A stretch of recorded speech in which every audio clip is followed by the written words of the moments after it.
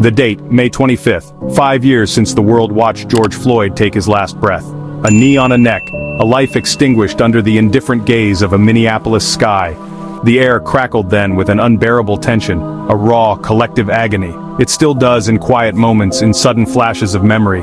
The echoes of that day linger, refusing to be silenced by the passage of seasons. Though half a decade has passed, the wound inflicted upon the global conscience feels stubbornly fresh for so many souls.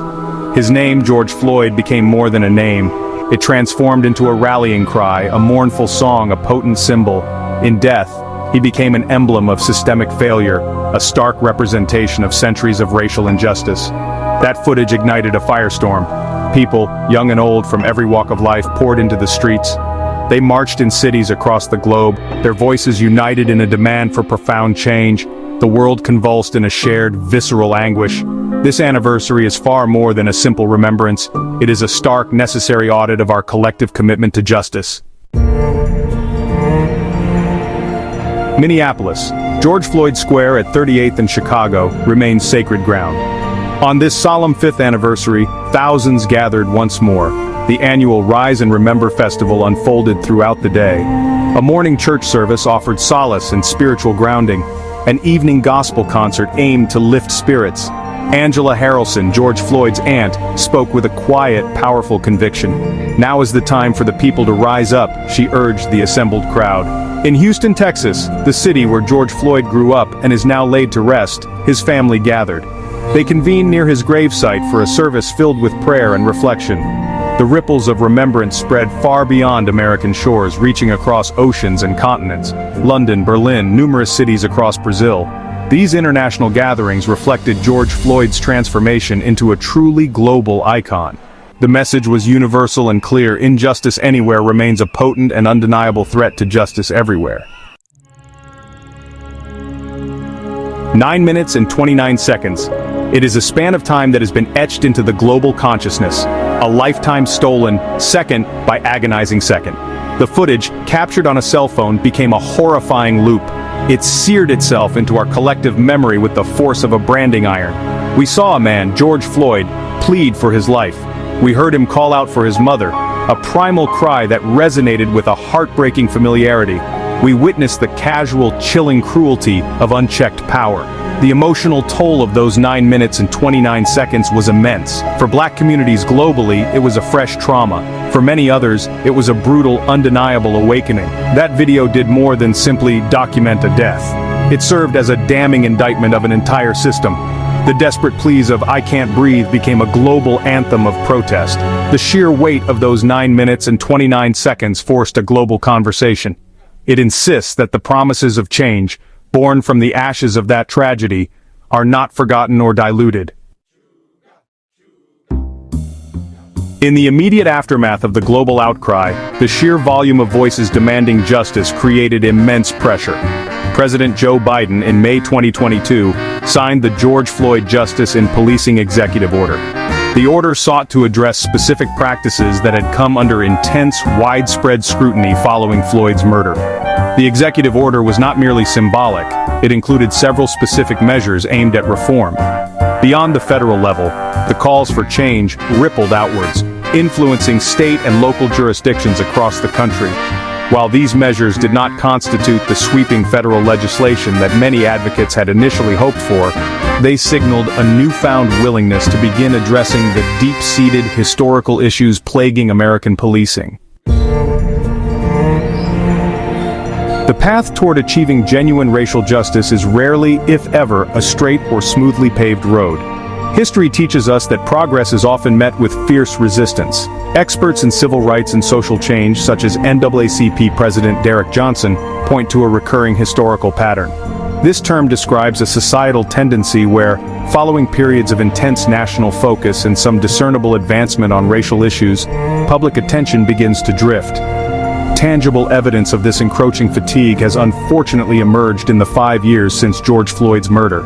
Some of the ambitious corporate and governmental commitments to racial equity have been quietly dialed back or even eliminated. These setbacks, these challenges, these instances of backsliding, all serve to underscore the inherent fragility of progress in the realm of racial justice. The fight for racial justice is not a single battle that can be definitively won, but rather a continuous, arduous war of attrition. Angela Harrelson, George Floyd's aunt, remains a steadfast and articulate advocate for change.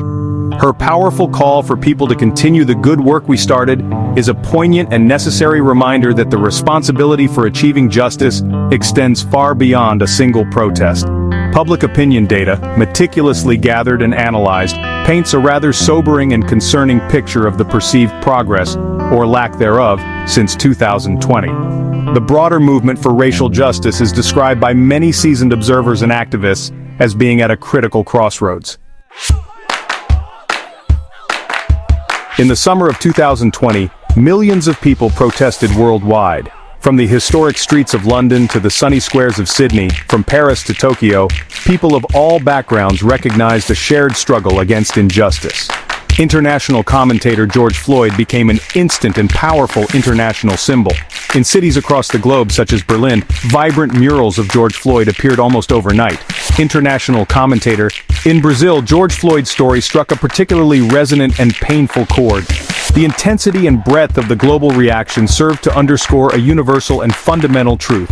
International commentator activists in various countries skillfully leveraged the heightened global awareness sparked by Floyd's death to push for local reforms.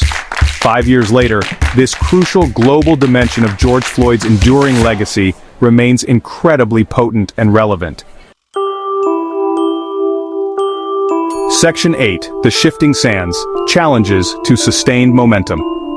Despite the initial powerful global surge of activism, maintaining that intense momentum over the past 5 years has proven to be a significant and complex challenge. The concept of racial fatigue is unfortunately not just a uniquely American phenomenon. The intense focus of 2020 was difficult to sustain in the face of ongoing global crises. We have observed how some of the ambitious corporate and governmental pledges have not fully materialized. The narrative itself, the story we tell ourselves about race, justice, and progress, has become a fiercely contested battleground. The deliberate destruction of George Floyd's mural in Houston serves as a stark, physical manifestation of this aggressive pushback. The Pew Research data revealing that a significant 72% of American adults feel the heightened focus on racial inequality has not led to meaningful changes for Black people is a truly damning indictment. Re-energizing the movement requires not just more symbolic gestures but demonstrable, measurable progress. Hope, though perhaps more sober, more realistic, and less euphoric than it was in the immediate aftermath of 2020, stubbornly persists. A significant and powerful portion of this enduring hope resides in the continued passionate engagement of younger generations across the globe. Young protester, their commitment often seems less prone to the cynicism that can sometimes accompany long, drawn-out struggles for social change. It lives on within educational institutions where students and educators are critically re-examining curricula. Young protester, it is visibly present in the ongoing, though perhaps smaller and more localized, marches, community organizing efforts, and mutual aid networks. Civil rights advocates continue their tireless, often thankless work, pushing against formidable obstacles. Young protester, the Reverend Al Sharpton's planned march on Wall Street later this year is a clear example of this enduring commitment. 5 years after George Floyd's last breath was stolen from him on a Minneapolis street, the world is undeniably, irrevocably changed. Young protester, the fight for a world where every single life is genuinely valued continues with unwavering resolve.